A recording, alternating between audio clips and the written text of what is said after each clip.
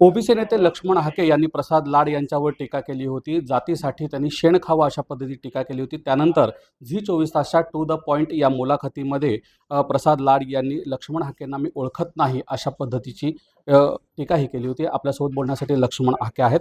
Sir, काय सांगाल? प्रसाद लाड यांनी आपल्याला ओळखत नाही अशी टीका केली. महाराष्ट्रातला ओबीसी बांधव, महाराष्ट्रातलं सर्व लोक लक्ष्मण हाके कोण आहे ते त्यांना माहिती आहे. त्यामुळे प्रसाद लाडांनी माझी ओळखही करून घेऊ नये आणि नाही ओळखलं तरी चालेल. मी एक मेंढपाळाचा पोरगा आहे हे महाराष्ट्राला माहिती आहे. तेवढी माझी ओळख पुरुष आहे. महाराष्ट्रामधल्या अर्ध्याहून जास्त लोकसंख्येच्या सामाजिक न्याय हक्कासाठी लढणारा एक छोटासा कार्यकर्ता आहे की जो 1,00,000 रोजगार देणाऱ्या प्रसाद लाडांना कसा माहीत असणार? विमानातनं फिरणाऱ्या, दिल्ली, मुंबई, काय ते आता कुठल्या देशात बिंगापूर असलं कॉर्पोरेट वर्ल्डमधल्या माणसाला एक मेंढपाळाचं पोरगं कशी ओळख असणार हो? बिचारा मी पामर आणि काय तो प्रसाद लाड नावाचा हॉटेल व्यावसायिक, कशी ओळख असणार हो? हे हे हे व्यवस्थेमध्ये आम्ही शोषित, वंचित, तळातले घटकातले माणसं, हे एवढा मोठा कॉर्पोरेट वर्ल्डमधला माणूस कशी ओळख असेल? ते असंही म्हणाले, प्रसाद लाडला महाराष्ट्र नाही तर अख्खा देश ओळखतो. देश नाही, अख्खं जग ओळखतं प्रसाद लाडांना. अख्खं जग प्रसाद लाडांना अख्खं जग ओळखतं. आणि भारतीय जगात मोठी पार्टी ना भारतीय जनता पार्टी, त्याचा तो वरिष्ठ सभागृहाचा आमदार आहे ना. जग ओळखतो. माझा तर दावा आहे प्रसाद लाडांना जग ओळखतं अख्खं. ओबीसींच्या विरोधात मी कुठे बोललो आणि भाजपला ओबीसींनी मदत कुठं नाही केली असं मी कुठं बोललो असं देखील ते म्हणाले. मी माननीय बावनकुळे साहेबांच्या ओबीसीच्या सब कमिटी समोर मंत्रिमंडळाच्या ज्या काही 11 मागण्या मांडलेल्या आहेत त्या 11 मागण्या त्याच्यावर तुम्ही कधी त्याचं उत्तर देणार आहे? आता मला तर त्या लाडाची एवढी हैसियत नाही बरं का. आमचा विश्वास आहे थोडाफार देवेंद्र फडणवीसांवरती, थोडाफार बावनकुळे साहेबांवरती, थोडाफार आमच्या सब कमिटीवर, की ज्यांनी किमान आमचं म्हणणं तरी ऐकून घेतलं. कालच्या 19 मेला गेलो होतो मी तिथं माझं निवेदन घेऊन, ऐकून तरी घेतलंय. पण आमचं ऐकून घेतलेलं जर नाही पर्क्युलेट झालं तर आम्ही आमच्या माणसांना सुद्धा हा जाब विचारणार आहे. त्यामुळे प्रसाद लाडानं त्या भाजपचा कैवार घेण्याच्या भानगडीत पडू नये. तुझी लायकी पक्षातली त्या भाजपला जाऊन विचार की ओबीसीला भाजपनं काय दिलंय. नुसतं डीएनए म्हणून चालणार नाही. त्यामुळं तुझ्या नेतृत्वाला अगोदर विचार. आणि काय झालं माहिती आहे का, आता तुम्ही काय बोलला की प्रसाद लाडा असं म्हणतायत की मी कुठं ओबीसीला विरोध केलाय. तू त्या जरांगेजवळ जाऊन काय वाक्य बोललास की मनोज दादा जरांगेनी अख्खा हत्ती बाहेर काढलाय आणि आता शेपूट राहिलाय. म्हणजे ओबीसीचं आरक्षण अख्खं संपलंय, आता शेपूट राहिलाय, ते संपवायचं आहे. म्हणजे आता कुठलं सातारा गॅजेटियर, कुठलं औंधचं गॅजेटियर हे लागू करायचंय आणि उरलं सुरलं संपवायचंय. म्हणजे तू काय बोलला? ओबीसीला विरोध नाही केला. आज रोजी ओबीसीचं आरक्षण गेले साताऱ्याच्या जिल्हा परिषद अध्यक्षपदावर ओबीसीच्या जागेवर डॉक्टर शिंदे नावाच्या भगिनी तिथं जिल्हा परिषदेच्या अध्यक्ष झाल्या ओबीसीच्या जागेवर. त्या ओपन मधून निवडून आल्या होत्या. परत एकदा महाराष्ट्राला सांगतो, ओपन मधून निवडून आल्या होत्या. पण त्यांनी ओबीसीच्या राखीव जागेवरती सकाळी 11 वाजता सर्टिफिकेट आणलं आणि दुपारी त्या जिल्हा परिषदेच्या अध्यक्ष झाल्या. सेम परिस्थिती फलटणच्या पंचायत समिती सभापती पदाची. 9 पैकी 7 सदस्य ओबीसीचे, पण त्या 7 सदस्यापैकी एकही ओबीसी माणूस त्या सभापती पदासाठी भेटला नाही. जिथं शिवांजली भोसले नावाच्या डुप्लिकेट दाखल्याद्वारे निंबाळकरांच्या पाहुण्यांना तिथं सभापतीपद भेटतं. किती उदाहरणं देऊ? शेकड्यानं देऊ. लाड तुझा पक्ष काय करतो काय नाही करतो. 11 मागण्या मी माननीय बावनकुळे साहेब, छगनरावजी भुजबळ साहेब, संजयजी राठोड साहेब, सावे साहेब, नाईक साहेब, गुलाबरावजी पाटील साहेब या 6 ओबीसीच्या मंत्र्यांना दिलंय. तुमच्यात थोडी जर दानत असेल ना त्या 10-11 प्रश्नांची उत्तरं द्या. मी एखाद्या विषयात मराठा समाजाला जर मदत केली तर याचा तुम्हाला काय त्रास होता? अरे मदत करण्याला कुणाचा काही त्रास नाही. ज्या जरांगेंची एक कॉन्ट्रोवर्शियल भूमिका आहे, एससीबीसीचं आरक्षण दिलं होतं, ओबीसीने कुणाला विरोध केला होता का? ईडब्ल्यूएसचं आरक्षण दिलं, घटनेमध्ये अमेंडमेंट करून दिलं, आम्ही कोणी विरोध केला होता का? तुम्ही ज्यावेळी मागासवर्गीयांच्या झोपड्यामध्ये घुसून रुलर असणारी जात, शासनकर्ती जमात ज्यावेळी या बलुत्याच्या भटक्यांच्या आरक्षणामध्ये घुसून त्यांच्या अनाथ माती कालवणार असाल तर त्याला आमचा विरोध राहणार ना. प्रसाद लाडनी अगोदर हे भूमिका घेऊन जात असताना थोडासा अभ्यास करावा. खरं तर प्रसाद लाडचं हे काम नव्हतं.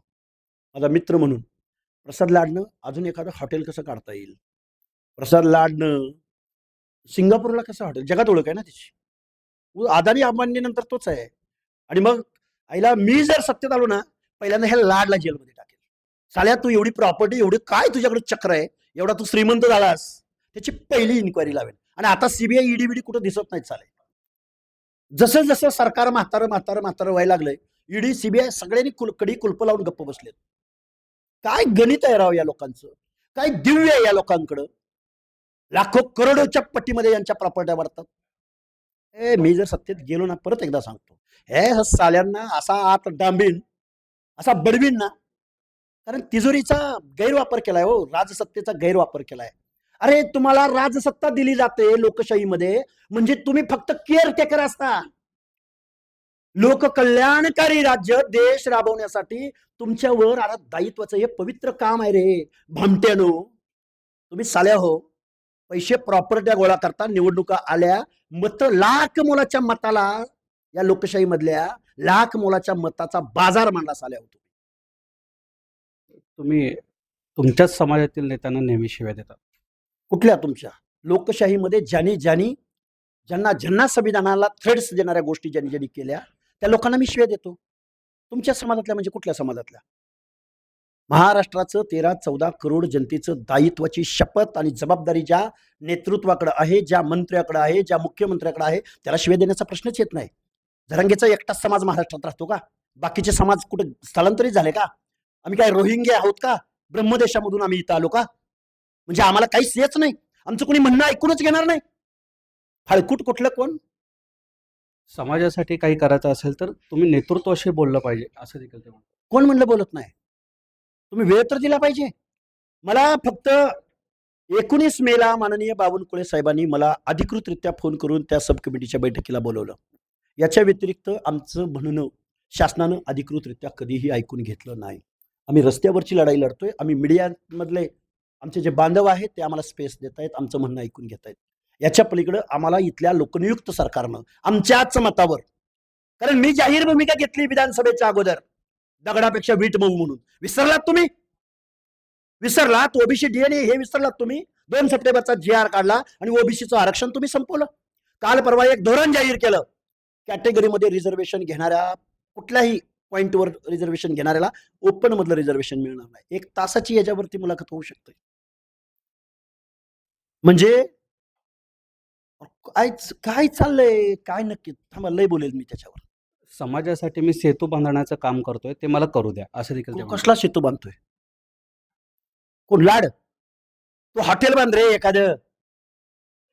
तू काय समाजामध्ये सेतू बांधतोयस? बरं, माझं जाहीर आव्हान आहे या लाडला. आता ते युट्यूबवर वगैरे किंवा गुगलवरती किंवा अजून कुठेतरी जाऊन माहिती काढावी त्याने आजपासून. विमुक्त कुणाला म्हटलं जातं महाराष्ट्रात? विमुक्त जाती कोणत्या? विमुक्तांना स्वातंत्र्य कधी मिळालं? की जे ओबीसी अंतर्गत विजय एनटी अंतर्गत येतात. त्या लाडला एकदा माझ्या समोर बसवा. ओबीसी नेते तुम्हाला जर मदत करत नसेल तर मी तुम्हाला मदत करतो असं लाड म्हणतात. अरे ओबीसी नेते करतील ओबीसी नेते. काय झालंय त्यांचं माहित आहे का? त्यांचा असा प्रॉब्लेम झालाय, त्यांना राजकारण करायचं करू द्या, मी आता नको त्याच्यावर कमेंट करायला. त्यांना राजकारण जरूर ओबीसीच्या नेत्यांनी करावं, त्यांचं स्थान अबाधित ठेवावं, त्यांचं पद अबाधित ठेवावी. आम्ही संघर्ष करतो, आम्ही संघर्षाची जबाबदारी घेतो. ते बोलणार नसतील तर बिचारे ओबीसीचे आहेत, आम्हाला कुठं मुंबईत गेले तर अरे आम्हाला मग कुठं कोण एक ग्लासभर पाणी सुद्धा देणार नाही ना, आम्ही जायचं कुठं हक्कानं? तलवार उचलून युद्ध होत नाही, चर्चेनं होतं, हे महाभारतात देखील झालेलं आहे. कोण म्हणतोय असं? काय महाभारतात काय झालंय? तलवार उचलून युद्ध होत नाही, ते चर्चेनं होतं. अरे महाभारतामध्ये श्रीकृष्ण 5 पांडवांच्या बाजूने आला, अरे लढले रे ते तिथं. काय सांगतोय म्हणा तू? काय बोललं, काय मला कळलंच नाही. अरे युद्ध झालं तिथं. तिथं काय कलम कसा कोण काय पेन घेऊन बसलं होतं वे वाटाघाटी? काय बोलतोय? जाऊ दे चला. तर तुम्हाला काही अडचण असेल तर तुम्ही त्यांना फोन करावा, कुणाला? भेटावं, ए अरे किंवा हाड, मी भेटायला अरे येतो. हाड, तुला काय रे मी फोन करतोय? तू वरिष्ठ सभासद आमदार म्हणून होय? चल, कोण ओळख? मला ओळखत नाही तीन, कसलं काय आलंय त्याचं? खरं तर प्रसाद लाड यांचं तुमच्याशी काही वैर नाही, कधी भेटलोही नाही, पण असं घडतंय असं ते. माझं जरंगीचं काय बांधायला बांधाय व्हय? आणि लाड एवढा मोठा माणूस, अरे आम्ही मुंबईत गेलो तर आम्हाला 1 दिवस राहायची आमची पंचायत असती. जेवणाची पंचायत असते. आम्ही रेस्ट हाऊसच्या व्हरांड्यात झोपणारी माणसं. हे एवढा 5 स्टार हॉटेलमधला माणूस. आणि त्याला काय हाकेंनी मला चर्चेला बोलवावं. काही चुकलं तर मी दिलगिरी व्यक्त करेन. तुम्ही चुकला तर तुम्ही दिलगिरी व्यक्त करा हे असं बघ, देखील. विधान परिषदेचा आमदार भाजपचा बॅकडोअर नाही, सॉरी, वरिष्ठ सभागृहाबद्दल आणि लोकशाहीबद्दल मी अनादर नाही करणार. पण विधान परिषदेचा तू आमदार, ह्याच्या पलीकडे तुझी काय ओळख? म्हणून मी तुला बोलवावं आणि मी तुझ्याकडे तुझी भेट घ्यायला यावं. मी घेतली तर भेट बावनकुळे साहेबांची घेईन. कारण ते सब कमिटीचे अध्यक्ष आहेत म्हणून. परत तुम्ही म्हणाल बावनकुळे सारखं म्हणताय. परत म्हणाल मी मुख्यमंत्र्यांची घेईन. 2 डेप्युटी सीएम आहेत. त्यांची घेईल किंवा याच्या पलीकडे जाऊन विरोधी पक्षनेत्याची घेईल. आता विरोधी पक्षनेत्यांनी तर लढायचं थांबवलेलं आहे. त्यांना कळूनच झालंय नक्की काय केलं पाहिजे, कुठं स्वार झालं पाहिजे, काय झालं पाहिजे. ओबीसी समाज म्हणजे लक्ष्मण हाके नाही असं देखील प्रसाद लाड म्हणतात. मग मनोज जरांगे म्हणजे मराठा समाज का? यशवंतराव चव्हाणांपासून पृथ्वीराज बाबा चव्हाणांपर्यंत जे मुख्यमंत्री झाले त्यांना काहीच कळत नव्हतं आणि जरांगे एक असं तीनपाट जन्माला आलं की ज्याला सगळं कळायला लागलं. असं काय आहे का? मी माझ्या जागी चांगला आहे, समाजासाठी योग्य आहे. कोणी मला सर्टिफिकेट देण्याची गरज नाही असं आम्ही देखील आम्ही सर्टिफिकेट वाटत नाही. त्यामुळं त्यांनी काय करावं लोकशाहीमध्ये तो त्यांचा प्रश्न आहे. 1,00,000 लोकांना बेरोजगार लोकांना जर त्यांनी उद्योग उपलब्ध करू, सरकारला बी जमत नाही ना 1,00,000 लोकांना रोजगार द्यायला. मग हा सरकारपेक्षा सुपर पॉवर झाला ना. तो त्यांच्या ह्या विधायक कामाला शुभेच्छा आहेत ना आमच्या. खरं तर आत्ता एक प्रेस झाली. त्या प्रेसमध्ये आपण प्रसाद लाड यांचा हरामखोर म्हणून उल्लेख केला. हरामखोर या शब्दाचं मी मराठीचा प्राध्यापक आहे. हरामी, हरामी. अरे लीगल आम्ही रात्रंदिवस पिढ्यानपिढ्या कष्ट करतोय रे. आम्हाला घरावरचं पत्र काढून स्लॅब टाकता येत नाही. एखाद्या लेकीबाळीचं लग्न झालं, पोरगं एखादं इंजिनिअरिंगला मेडिकलला गेलं, त्याच्यासाठी कर्ज काढून त्याला ऍडमिशन घ्यावं लागतं. सांगू का हरामखोर या शब्दाचं क्लासिफिकेशन, वर्गीकरण सांगू का? हे हॉटेलवाल्याला काय कळणार आहे? आमची वेदना जोपर्यंत समजून घेणार नाही ना. प्रसाद लाड यांनी चर्चेसाठी येण्याची तयारी दाखवली. आपली तयारी असणार आहे. निश्चित. पण तू काय म्हणून येणार? गव्हर्नमेंटचा प्रतिनिधी म्हणून येणार का काय म्हणून येणार ते त्यांनी एकदा ठरवावं. भाजपला सेल्फ गोल करायला लावू नको म्हणावं, भाजपला अडचणीत आणू नको म्हणावं आणि भाजपनं सुद्धा यावर विचार करावा. अजून थोडाफार तुमच्यावर विश्वास आहे, त्या विश्वासाला तडा जाऊ देऊ नका. खरं तर दोघांचं शाब्दिक युद्ध हे टोकाला गेल्याचं पाहायला मिळतंय. शेवटी जाता प्रश्न काय आव्हान त्यांच्यासाठी असेल? महाराष्ट्र ही कुणाच्या बापाची जहागिरी नाही. या महाराष्ट्रामध्ये भटके विमुक्त पण राहतात, ओबीसी पण राहतात, दीनदलित पण राहतात. 10-12% प्रतिनिधित्व करणाऱ्या माणसाला तुम्ही एवढ्या पायगड्या घालत असाल तर बाकीच्या लोकांचं, अरे आम्ही काय मागतोय रे? आम्ही जिल्ह्याच्या ठिकाणी वसतिगृह मागतोय. अरे तुम्ही माझ्या माता भगिनींच्या अकाउंटला पैसे जमा करताय, 80% लोकांना राशन देताय. आम्ही काय म्हणतोय? आम्हाला दर्जेदार शिक्षण द्या, आम्हाला स्कॉलरशिप द्या, आम्हाला जिल्ह्याच्या ठिकाणी वसतिगृह द्या, आम्हाला नोकरी द्या. बाबासाहेबांनी, आता जर वेळ असेल तर बोलतो, बाबासाहेबांनी इथल्या दीनदलितांच्या बाबतीमध्ये, ओबीसींच्या बाबतीमध्ये, भटक्यांच्या बाबतीमध्ये, या लोकशाहीमध्ये, या संविधानामध्ये एवढं प्रावधान करून ठेवलंय की मातेच्या उदरामध्ये असलेल्या लेकराच्या संरक्षणापासून, ते जन्माला आलं, पोटात असलं तरी त्याला गोळ्या द्या, त्या माता भगिनीचं आरोग्य तपासा. जन्माला आलं, जन्माला आलं पहिलीला ऍडमिशन घेताना त्याला सगळं प्रोटेक्शन द्या. 10वी-12वीला आलं त्याला परत स्कॉलरशिप द्या. 12वी झाल्यानंतर ग्रॅज्युएशनला आलं परत त्याला प्रोटेक्शन द्या, स्कॉलरशिप द्या. ग्रॅज्युएशन झालं, पोस्ट ग्रॅज्युएशनला आलं त्याला परत प्रोटेक्शन द्या, परत त्याला स्कॉलरशिप द्या. पोस्ट ग्रॅज्युएशन झालं, परत त्याला नोकरीला जायचंय, नोकरीच्या ठिकाणी त्याला नोकरीच्या एंट्री पॉईंटला रिझर्वेशन द्या. तिथं थांबले नाहीत बाबासाहेब. नोकरी मिळाल्यानंतर reservation in promotion, promotion in reservation. तो जरी नोकरीला गेला, जरी तो त्या आस्थापनेमध्ये गेला, तरी त्याला की पॉइंटला जाऊ द्या, निर्णय प्रक्रियेत जाऊ द्या. परत त्याला प्रमोशन मध्ये रिझर्वेशन दिलंय. परत एखादी आस्थापना बंद पडली तर त्याला पहिलं प्रोटेक्ट करा. अरे एवढं बाबासाहेबांनी हजारो वर्ष ज्या लोकांच्या बाबतीमध्ये सामाजिक दुजाभाव झाला त्यांना सिव्हिलायझेशन मध्ये आणायचं आहे. हजारो वर्षाचा स्पॅन एकीकडे आहे आणि लोकशाहीची 17-80 वर्ष एकीकडे आहेत. कधी कळतील हो या? आता परत तो शब्द येईल, परत तुम्ही म्हणाल त्या शब्दाचा अर्थ सांगा. खरं तर टू द पॉइंट या मुलाखतीमध्ये कालच ते झीच्या स्टुडिओला आले होते. आपण हा देखील उल्लेख केला, स्टुडिओ बघून किंवा मोठं चॅनल बघून ते अशा पद्धतीचे वक्तव्य करतात. जाऊ द्या हो त्या लोकांना. मीडिया डोळ्यासमोर आल्यावर कोण कोण काय काय भावचाळतात, काय काय बोलतात. मी 2 वर्ष झालं काय बोलतोय हो? अशी भाषांचा प्रयोग मी केला होता 2 वर्षामध्ये. जरांगे एवढं कमरेखालचे मुख्यमंत्र्याची आयमाई काढत होते. आम्ही बोललो त्यांना काय? अरे मुख्यमंत्री म्हणजे महाराष्ट्राचा आहे. तो कोण आहे हे सोडून देऊ 2 मिनिटं बाजूला. कोणीही असो.